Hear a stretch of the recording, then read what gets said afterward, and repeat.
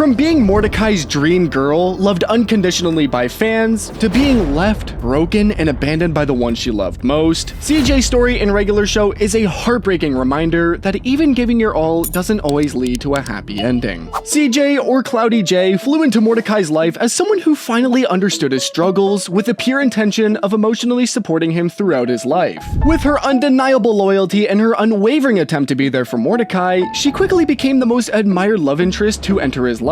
She burst onto the scene in season 3's Yes Dude Yes, branding herself with a plaid shirt and bold grin just to date Mordecai. And even though Mordecai was extremely depressed after thinking Margaret got engaged, he still dated several women, including CJ, in a desperate attempt to get over that horrible feeling. But unlike the others, CJ was different, as she understood Mordecai's sadness and tried to cheer him up instead of completely ditching the date like the others. No. Dude, just be real with me. You're right. My friend talked me into coming here. I've been depressed and just needed to get out of the house. Sorry, I'm sure you're a cool girl and all, but I'm not interested in dating anyone right now. That's cool. Really? Yeah. Her carefree vibe, laughing with Mordecai, going go-karting, and visiting art galleries with him made her an instant hit. Unlike the polished Margaret, who Mordecai constantly had troubles with, CJ was raw and real, ready to dive into any adventure. Her vibes also impressed the fans too, as they raved CJ's a way better match for Mordecai. And just like that, her debut episode ended with a soft wave that felt like a promise of more fun to come. However, even though she was adored by all, moments in multiple scenes throughout the series began to expose who she truly was. Some kind of game? Is this a game to you? What? No! How many other girls did you invite to this movie? I only have 2 tickets!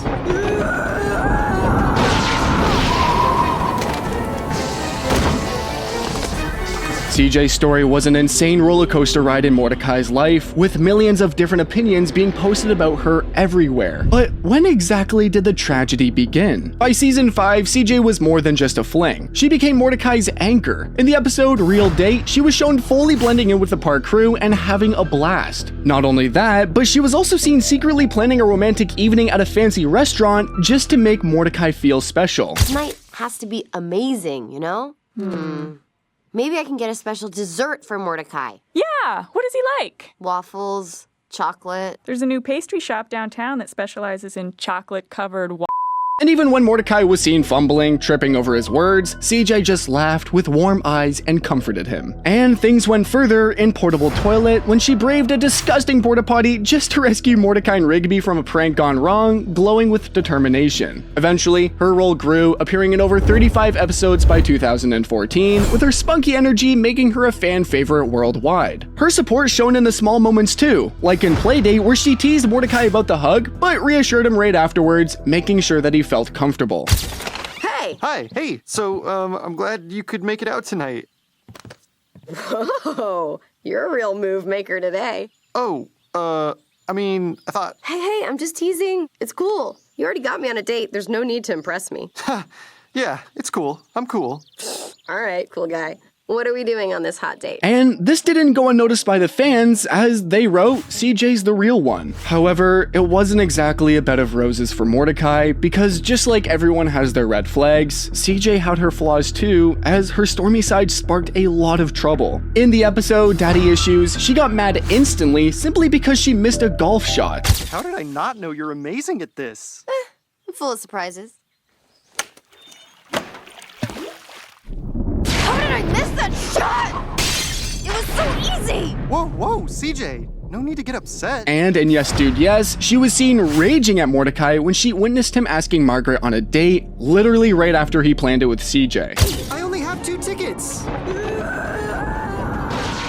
But things reached its absolute peak in 1000th Chopper Flight Party when her jealousy flared as she thought Mordecai was flirting with Margaret, zapping a helicopter in a fiery outburst. These consistent actions caught the attention of fans, who ended up saying that she had a bad temper and that she is emotionally unstable. But even after her character split fans into two, her role in Mordecai's life was undeniably impactful. Because while Margaret toyed with Mordecai's emotions, CJ was his rock. Margaret always had charm, but a selfish selfish streak. In Butt Dial, she laughed at Mordecai's accident love confession, and while she lightly flirted with him afterwards, she ultimately chose to go on a date with another guy over his feelings. Similarly, in Stake Me Amadeus, she straight up rejected his big confession at a fancy steakhouse, leaving him absolutely crushed. Margaret, will you be my girlfriend? Mordecai, there's something I need to tell you. For the first time ever, I feel like I could be in a relationship that could actually go somewhere.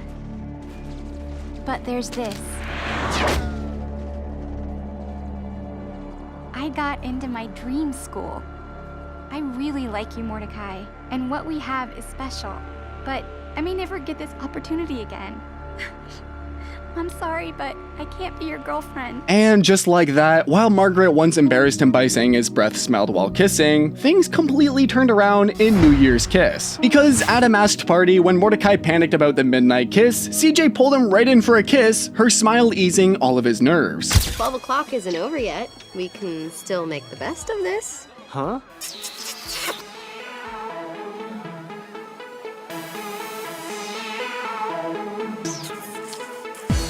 And this also got the attention of the internet as they cheered CJ over Margaret, and that they loved CJ and Mordecai being together. And to be fair, the reason was simple. CJ's love was grounded, not flashy. Where Margaret chased journalism dreams, often ignoring Mordecai, CJ lived for the moment. And her loyalty shown in the episode, I Like You High, when she read Mordecai's awkward text confession, giving him a wink and reassuring him right away what it truly meant. Small moments like this showed fans how much CJ really understood Mordecai, which makes it extremely difficult to understand why she ultimately didn't end up with him.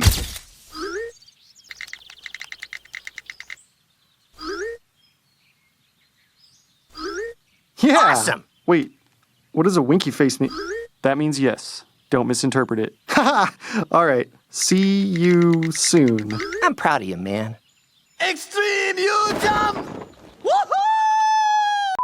By this point, even Rigby was also convinced that CJ was way cooler than Margaret, and overall, a better match for Mordecai. Dude, CJ's way cooler than Margaret. Yes, I agree. And despite her anger being criticized by people multiple times, it actually proved helpful when she saved Mordecai in the episode Real Date. Using her stormy cloud of rage, she fought off a villain who tried to hurt Mordecai and nearly ended his life.